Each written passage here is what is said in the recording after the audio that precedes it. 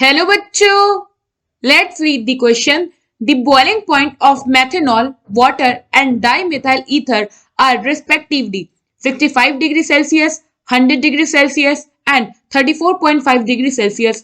Which of the following best explain these wide variation in boiling point? Option A. The molecular mass increases from water to methanol to ethyl diethyl ether. Option B. The extent of hydrogen bonding decreases from water to methanol while it is absent in ether. Option C. The extent of intermolecular hydrogen bonding decreases from ether to methanol to water. And option D. The density in water is 1 gram per milliliter, whereas in methanol is 0.7914 gram per milliliter, and that of diethyl ether is 0.7137 ग्राम पर millilitre. So question में हमें क्या कह रहा है कि हमें boiling point का वेरिएशन गिवन है और हमसे क्या पूछा है कि इनमें से कौन सा जो बेस्ट स्टेटमेंट है जो कि इनके जो वेरिएशन है बॉइलिंग पॉइंट में इसको एक्सप्लेन कर सकता है. सो हमारे पास यहाँ पे क्या क्या कंपाउंड गिवन है, मैथनॉल, वाटर और डाइमिथाइल ईथर, और इसके रिस्पेक्टिव बॉइलिंग पॉइंट गिवन है. मैथनॉल का है 65 डिग्री सेल्सियस, वाटर का है 100 degree Celsius and dimethyl ether का है 34.5 डिग्री सेल्सियस. सो सबसे पहले तो हम अपने कंपाउंड्स को सेपरेटली नोट डाउन कर ले. तो सबसे पहले है मैथनॉल. ये क्या होता है, CH3OH. सेकेंड कंपाउंड है हमारे पास water which is H2O. Third compound है यहाँ पे डाइमिथाइल ईथर और ये हो गया CH3O CH3. ना अगर आप इन कंपाउंड के बॉइलिंग पॉइंट को देखो with respect to molecular mass, जैसे कि हमारे फर्स्ट स्टेटमेंट में गिवन है, तो बॉइलिंग पॉइंट जो होता है ये डायरेक्टली प्रोपोर्शनल होता है मॉलिक्यूलर मास के.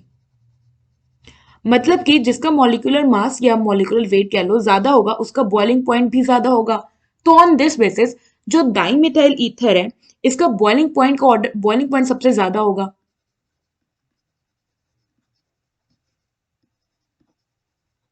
उसके बाद किसका होगा, मेथनॉल का, एंड सबसे कम हुआ वाटर का. बट ये जो ऑर्डर होता है ये इनकरेक्ट होता है क्योंकि बॉइलिंग पॉइंट जो होता है ये सिर्फ मॉलिक्यूलर मास पे डिपेंड नहीं करता है. बॉइलिंग पॉइंट जो होता है ये बॉन्ड स्ट्रेंथ पे मेजरली डिपेंड करता है. आप खुद सोचो कि अगर किसी मॉलिक्यूल के बीच में बॉन्डिंग ज्यादा स्ट्रांग है तो उसका बॉइलिंग पॉइंट ज्यादा होगा, वेरएस अगर उनके बीच में जो बॉन्ड स्ट्रेंथ है यानी कि मॉलिक्यूल्स के बीच का जो बॉन्ड है वो वीक होगा तो उनका बॉइलिंग पॉइंट कम होगा.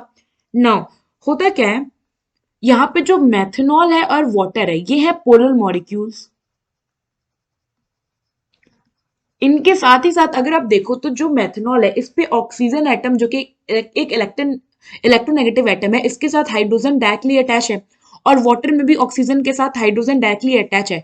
इट मींस आपको इन दोनों मॉलिक्यूल्स में हाइड्रोजन बॉन्डिंग देखने को मिलेगा. और इसके साथ साथ इनमें जो जनरल बॉन्डिंग होती है वो होता है कोवलेंट बॉन्ड. तो डाइमिथाइल ईथर में केवल आपको कोवलेंट बॉन्ड देखने को मिलेगा, वेयरएज मेथनॉल और वाटर में आपको कोवलेंट बॉन्ड के साथ साथ यहाँ पे हाइड्रोजन बॉन्ड भी देखने को मिलेगा. कोवलेंट बॉन्ड हो गया इन बिटवीन द मॉलिक्यूल्स और हाइड्रोजन बॉन्ड हो गया बिटवीन द मॉलिक्यूल्स. मीन्स मतलब कोवलेंट बॉन्ड जो है वो मॉलिक्यूल में ही, जैसे ये CH3 है और OH के पूरे मॉलिक्यूल में क्या होगा, कोवलेंट बॉन्ड होगा. बट जब कई सारे मॉलिक्यूल आपस में इंटरेक्ट करेंगे तो उनके बीच में होगा हाइड्रोजन बॉन्डिंग. हियर अगर आप इसको समझो तो जो CH3 मॉलिक्यूल है ये CH3 इस पे है ऑक्सीजन और इस पे लगा एक हाइड्रोजन. सेम दूसरा एक कंपाउंड होगा जिसपे होगा ऑक्सीजन और हाइड्रोजन और इस पे लगा होगा CH3 को. नाउ ऑक्सीजन के पास होता है लोन पेयर. तो अब क्या होगा, ये जो लोन पेयर है ये दूसरे वाले मॉलिक्यूल के हाइड्रोजन के साथ इंटरेक्ट करेगा और यहाँ पे बन जाएगा हाइड्रोजन बॉन्ड. अब वाटर के केस में देखो तो ये हमारा मॉलिक्यूल H2O, इस पे हो गया ऑक्सीजन के लोन पेयर, फिर अनदर मॉलिक्यूल H2O, इस ऑक्सीजन पे भी इसका लोन पेयर होगा. तो यहाँ पे भी क्या होगा, लोन पेयर जो है वो दूसरे मॉलिक्यूल के हाइड्रोजन को अट्रैक्ट करेगा और यहाँ बनेगा हाइड्रोजन बॉन्ड. ना हमें ये तो पता चल गया कि हाइड्रोजन बॉन्ड दोनों में फॉर्म हो रहा है. तो इन दोनों में से बॉइलिंग पॉइंट किसका सबसे ज्यादा होगा? तो बॉइलिंग पॉइंट जो होगा वो H2O में सबसे ज्यादा होगा, क्योंकि यहाँ पे जो हाइड्रोजन बॉन्डिंग का स्ट्रेंथ होता है, hydrogen bonding strength,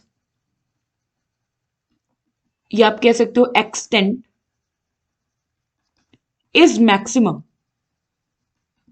as compare with methanol. So on this basis जो बॉइलिंग पॉइंट का एक्चुअल ऑर्डर है वो क्या होगा? बॉइलिंग पॉइंट जो होगा ये सबसे ज्यादा होगा वाटर के केस में, उससे कम होगा मैथनॉल के केस में, और सबसे कम होगा यहाँ पे डाई मिथाइल ईथर के केस में, क्योंकि यहाँ पे केवल और केवल कोवेलेंट बॉन्ड ही प्रेजेंट था। तो हमारा जो बेस्ट एक्सप्लेनेशन है वो क्या होगा?